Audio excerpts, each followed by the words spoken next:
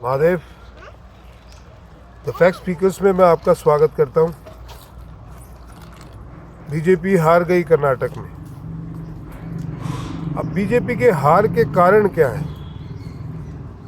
क्योंकि vote percentage तो जो 18 में था लगभग उतना ही है। ये जानना बहुत आवश्यक है कि बीजेपी के हार के कारण क्या है।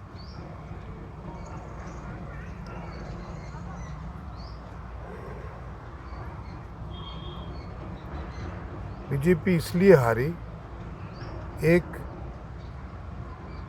तो करप्शन का मुद्दा जो था वो जनता के अंतर्मन तक पहुंच गया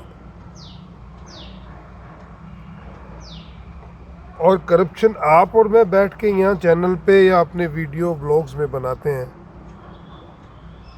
वो सिर्फ अपन लोगों की सुन के ही अपन उसको एक फील कर सकते हैं।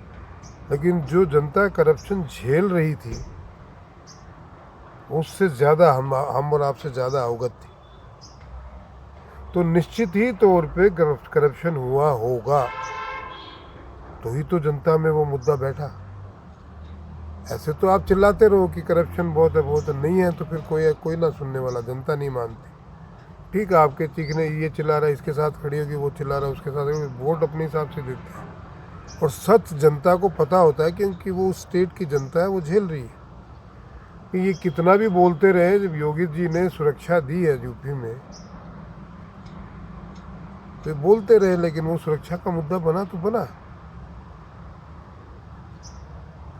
बीजेपी के साथ एक और प्रॉब्लम है, लोग बीजेपी से नाराज नहीं है। जिस तरीके का वोट परसेंटेज आया है उसको अगर देखा जाए तो उससे लगता है कि लोग बीजेपी से नाराज नहीं है, लेकिन लोग उनकी लीडरशिप से नाराज है। Leadership note Narendra Modi.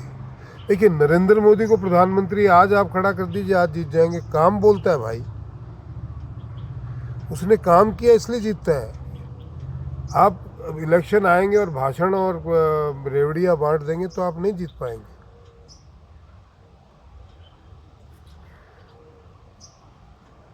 BJP में हिम्मत नहीं है, लिंगायत वोटों के चक्कर में और किसी चक्कर में वो बम्बई को हटा नहीं सकते थे, येदियुरप्पा को लाना नहीं चाहते थे। मुंबई के ऊपर जो है उनकी गवर्नमेंट पे करप्शन के बहुत सारे आरोप थे, और कई बार वो सिद्ध हुए हैं पब्लिकली। सिर्फ आरोप ही नहीं थे। तो चाहिए तो ये था कि मुंबई को हटाते और किसी दूसरे को चीफ मिनिस्टर आप प्रोजेक्ट करते। तो इसमें 1.5-2% का, 3% का, 4% का भी फर्क पड़ जाता, आप आगे होते सत्ता में। बहुत लंबा। लेकिन मुंबई के नाम पे लोगों ने वोट नहीं दिया। पिछली बार मध्य प्रदेश में शिवराज सिंह चौहान, लोग उनके खिलाफ थे, बीजेपी के खिलाफ नहीं थे। नेक टू नेक ला के बीजेपी को छोड़ दिया। इन्होंने फिर शिवराज सिंह चौहान को सीएम बना दिया। विडंबना देखिए। और मैं आपसे दावे से कहता हूं कि फिर अगर ये शिवराज सिंह चौहान के नेतृत्व में एमपी का चुनाव लड़ेंगे तो बीजेपी हारेगी। वहां रमन सिंह के नेतृत्व में अगर छत्तीसगढ़ का चुनाव लड़ेंगे तो बीजेपी हारेगी।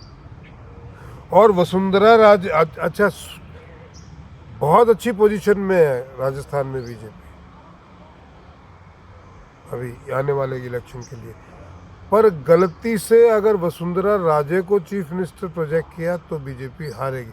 और ये बात मैंने पिछली बार भी कही थी। पर इनके पास लीडरशिप का अभाव है। लीडर जो है वो आपस में, हर आदमी चीफ मिनिस्टर बनना चाहता है, उसमें काबिलियत हो या ना हो। एक मास लीडर आके उभर के आना बहुत ज़रूरी है। खाली मोदी जी के भरोसे आप, मोदी जी सब जगह थोड़ी हैं।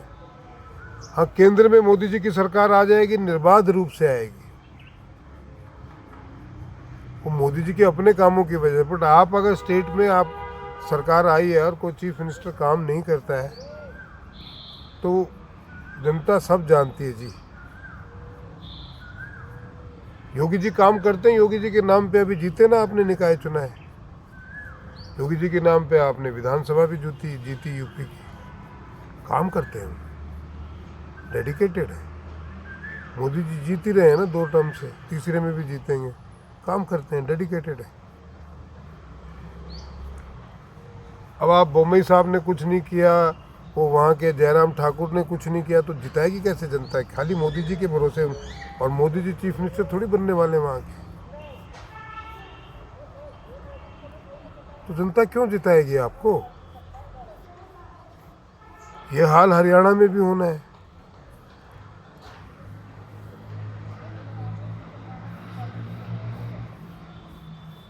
अगर बीजेपी की गवर्नमेंट ने, लीडरशिप ने नए लीडरों को, मास लीडरों को पैदा नहीं किया और उन्हीं पुरानों के साथ लटके रहे, तो राज्यसभा में बीजेपी की मेजोरिटी कभी नहीं आ पाएगी।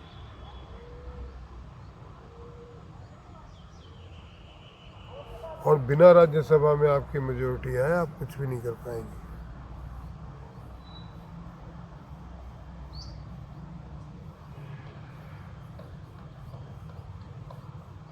बीजेपी की लीडरशिप को ही सोचना पड़ेगा। खैर, आज के वीडियो में इतना ही। आशा है कि आपको मेरा आकलन सही लगा होगा। इस विषय पे अपन बार बार चर्चा करते ही रहेंगे, अन्य विषयों पे भी चर्चा करेंगे। प्लीज़ सब्सक्राइब कीजिए, शेयर कीजिए और कमेंट कीजिए। महादेव।